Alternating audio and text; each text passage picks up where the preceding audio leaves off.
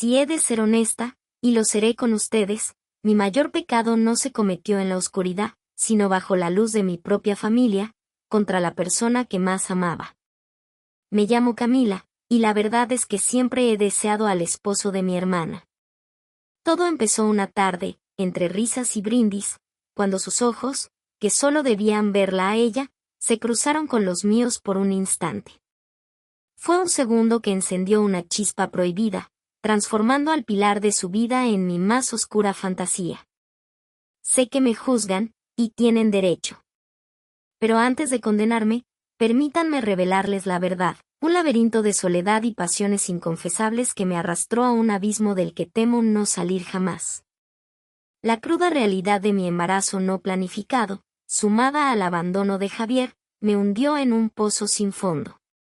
Mis noches, antes pobladas por fantasmas de placer efímero y los vibrantes recuerdos de Ricardo, se llenaron ahora de un terror silencioso y pegajoso, un frío helado que calaba hasta los huesos. ¿Cómo iba a afrontar todo esto, sola y vulnerable? La clínica Sandra Mendoza, mi santuario, mi fortaleza inexpugnable, se había convertido en un recordatorio amargo de mis imprudencias, de la manera desesperada en que había buscado llenar vacíos que solo el amor verdadero, si es que existía, podría colmar.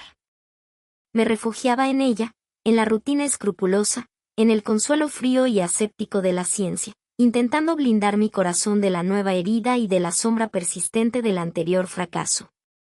Sofía, mi enfermera, era una bendición. Su presencia discreta y su sonrisa dulce eran un bálsamo en el caos de mi mente, pero ni ella, ni la satisfacción de mi trabajo, podían llenar el vacío atronador que Javier había dejado, o más bien, el que mi propio miedo a la soledad y mi insaciable necesidad de conexión habían creado.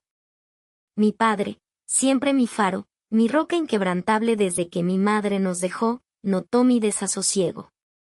Sus visitas a la clínica, que antes eran esporádicas y profesionales, se volvieron más frecuentes, casi diarias. Venía a traerme café en una taza de porcelana fina, a preguntar por mi día con una voz cargada de afecto, a asegurarse de que comiera bien, de que descansara. Sus ojos graves, de un azul oscuro que heredé en parte, siempre llenos de una ternura paternal incondicional, ahora parecían albergar una preocupación más profunda, una que yo no quería, o no podía, descifrar. Me observaba, a veces en silencio, mientras yo redactaba informes médicos o ajustaba mis gafas de montura fina. Sentía su mirada, pesada, cálida, persistente, y aunque intentaba ignorarla, un escalofrío que no era de frío me recorría la espalda. Era una sensación incómoda, sí, pero extrañamente reconfortante en su constancia, como la manta de lana virgen, áspera pero segura, que te arropa en una noche fría y solitaria. Una tarde, me pidió que cenara con él en su casa, en Polanco. Acepté, más por la inercia de la costumbre que por un deseo genuino de socializar. Él preparó mi plato favorito, salmón al horno con verduras al vapor, y la mesa, pulcramente dispuesta con un mantel de lino blanco inmaculado y cubiertos de plata reluciente, brillaba bajo la luz tenue y dorada del comedor. Nos sentamos, y mientras comíamos, la conversación fluía como siempre, un guión familiar, mi trabajo en la clínica, los planes de expansión que él vislumbraba para ella, sus propios proyectos de arquitectura y los vericuetos del mercado inmobiliario. Pero había algo diferente en el aire, una densidad apenas perceptible. Su mano rozó la mía al pasar la sal, un toque fugaz, casi imperceptible, que se extendió por mi piel como una descarga eléctrica, un cosquilleo eléctrico que se negó a desaparecer. Levanté la vista de mi plato, y sus ojos, esos ojos que siempre habían sido el reflejo de mi seguridad y mi apoyo incondicional, me miraron con una intensidad desconocida, una mezcla de dolor, compasión y algo más. Algo que me hizo tragar saliva con dificultad y sentir el pulso acelerado en mis sienes. Esa noche, mientras tomábamos una infusión de manzanilla en el salón, envuelta en mi bata de seda esmeralda que había vuelto a rescatar del fondo del armario aquella misma bata de delicados motivos florales que Javier había acariciado y adorado, la conversación derivó inexorablemente hacia mi estado de ánimo. Él habló de mi vulnerabilidad patente, de mi palidez, de las ojeras que mis esfuerzos por ocultar con maquillaje y una sonrisa forzada eran inútiles. Hija, dijo, su voz grave como un trueno lejano, pero suave como una caricia, no puedes cargar con todo esto sola. Déjame ayudarte. Estoy aquí para ti, siempre. Sus palabras, en teoría puramente reconfortantes y paternales, sonaron con un eco diferente en mi interior, uno que resonaba con una vibración extraña. Su presencia llenaba la estancia con su estatura imponente, su aroma a maderas nobles y un ligero toque de su colonia habitual de vetiver, me envolvía, me asfixiaba casi. De pronto, su mano, grande y fuerte, se posó suavemente sobre la mía, que descansaba lánguidamente en el reposabrazos del sofá de cuero pulido. Esta vez, el contacto no fue fugaz ni accidental. Sus dedos se entrelazaron con los míos, firmes, cálidos, y su pulgar trazó círculos lentos y metódicos sobre el dorso de mi mano, un gesto que me robó el aliento. No aparté mi mano. No pude. Una parte de mí, la doctora Sandra racional y moralmente intachable, estaba horrorizada, gritando en silencio que aquello estaba mal, que era una profanación de la pureza sagrada de nuestro vínculo. Pero otra parte, la mujer herida y vulnerable que llevaba meses o quizás años hambrienta de conexión genuina, la que se sentía tan sola y desprotegida en la inmensidad de mi apartamento, se aferraba a aquel contacto como a un clavo ardiendo en el naufragio de mi existencia. Su mirada se fijó en mis ojos, tan profundos, tan llenos de una verdad que yo no quería, o no me atrevía, a ver. Sandra, susurró, su voz apenas un soplo que agitó el aire entre nosotros. Necesitas a alguien que te cuide, que te proteja, que te arrope.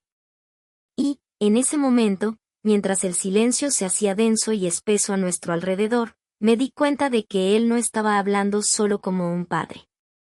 Había algo más en sus palabras, una corriente subterránea turbia que amenazaba con arrastrarme a un lugar desconocido y aterrador. Los días siguientes, la tensión creció como una planta invasora y venenosa en el jardín antes ordenado de nuestra relación. Él me llamaba con mayor frecuencia, se presentaba en la clínica sin previo aviso, con la excusa de revisar los planos de una posible expansión del edificio, aunque sus ojos buscaban los míos con una ansiedad que no era en absoluto arquitectónica. Me encontraba arreglándome más, no ya para los pacientes o para mi propia satisfacción profesional, sino inconscientemente, para él. Elegía faldas de corte impecable que delineaban mis caderas, blusas de seda suave con un escote sutil, y mis tacones de aguja, a menudo en un llamativo rojo cereza, resonaban con un nuevo, oscuro propósito en los pasillos silenciosos de la clínica, marcando cada paso hacia lo prohibido. Una tarde, mientras revisábamos unos voluminosos documentos en su espacioso despacho, la luz cálida del atardecer se filtraba por los ventanales altos, bañando la estancia en un color dorado intenso. Él se inclinó sobre la gran mesa de madera maciza, señalando un detalle en un plano arquitectónico, y su brazo rozó el mío, una caricia apenas intencionada, o eso quise creer. Sentí su calor, la textura ligeramente áspera de la tela de su americana de lino oscuro contra la suavidad de mi piel descubierta. Un escalofrío placentero, a la vez que nauseabundo, me recorrió la espina dorsal. Nuestros rostros estaban demasiado cerca, sus labios a centímetros de los míos. Pude ver las finas líneas de expresión alrededor de sus ojos, el incipiente plateado en sus sienes. Su aliento cálido, con un ligero dejo a menta y café, rozó mi mejilla. Es perfecto, hija, dijo, su voz apenas audible, cargada de una extraña emoción. Mis ojos se desviaron hacia sus labios, carnosos, firmes, entreabiertos. La prohibición era un grito mudo y agónico en mi cabeza, pero mi cuerpo traidor respondía con un temblor incontrolable que parecía nacer desde lo más profundo de mi ser. La línea entre el amor filial y algo más se desdibujaba con una velocidad aterradora, como la tinta sobre papel mojado. Me sentía atrapada, enredada en una tela de araña invisible tejida por mi propia y abrumadora soledad y su desesperada, quizás enferma, necesidad de protegerme, o quizás, de poseerme por completo. Cada roce, Cada mirada